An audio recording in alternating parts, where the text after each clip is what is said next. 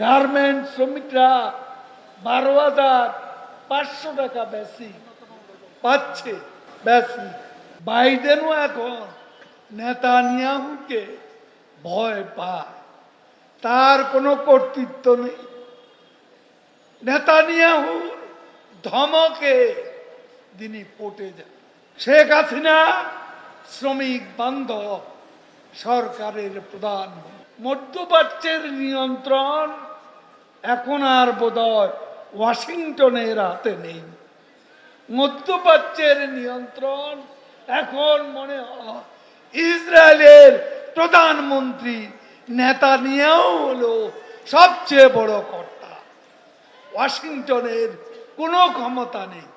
Washington order করে,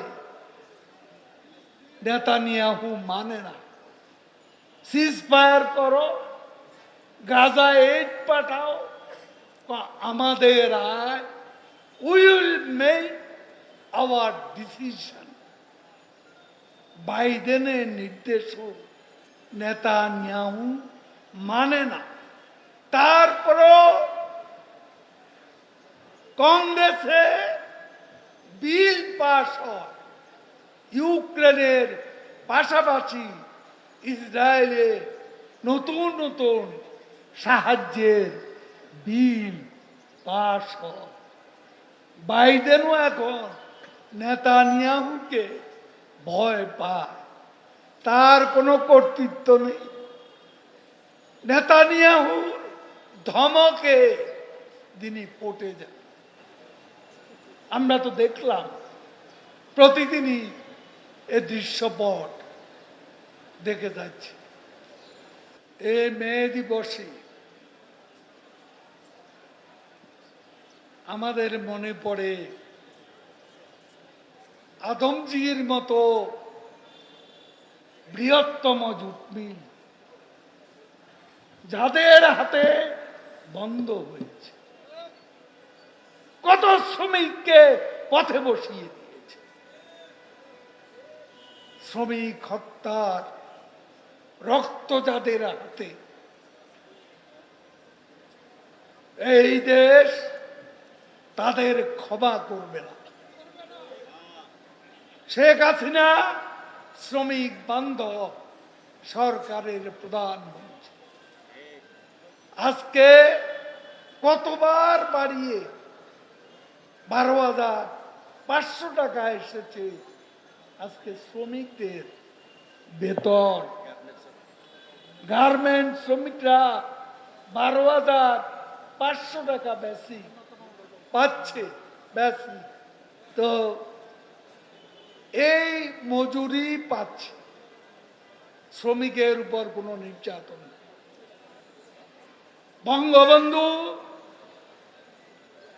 আন্দোলন করেছেন, আদমজি শ্রমিকেরা আন্দোলন করেছে। আদমজির শ্রমিকদের আত্মত্যাগের কথা স্বাধীনতার ইতিহাসে চিরদিন লেখা থাকবে স্বর্ণাক্ষরে।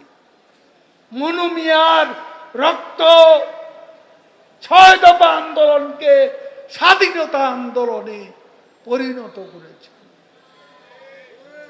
আপনাদের মনে আছে তেজগাঁয়ের শ্রমিক নেতা মনু মিয়া।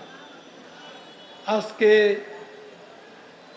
শ্রমিকদের যে অধিকার দিবস, আমি শুধু বলবো আপনারা ঐক্যবদ্ধ থাকুন।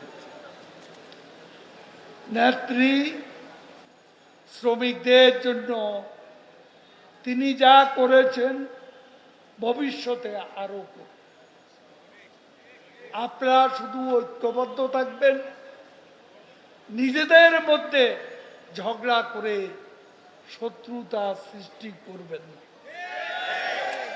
নিজেরা নিজেদের শত্রু হলে আপনাদের শত্রুতা করার জন্য বাইরের শত্রুর দরকার হবে না। ঘরের শত্রুই আপনাদের ক্ষতি করবে। এই কথাটা আমি বারবার নেতৃবৃন্দকে বলেছি। ভালো লাগছে দীর্ঘদিন পরে হলো শ্রমিক লীগ আজ ঐক্যবদ্ধভাবে এক মঞ্চে এসেছে। আমি প্রেসিডেন্ট সেক্রেটারি,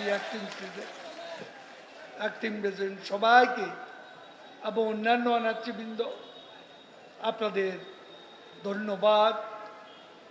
মে দিবসের রক্ত আমরা বৃথা যেতে দেব। জয় বাংলা, জয় বাংলা।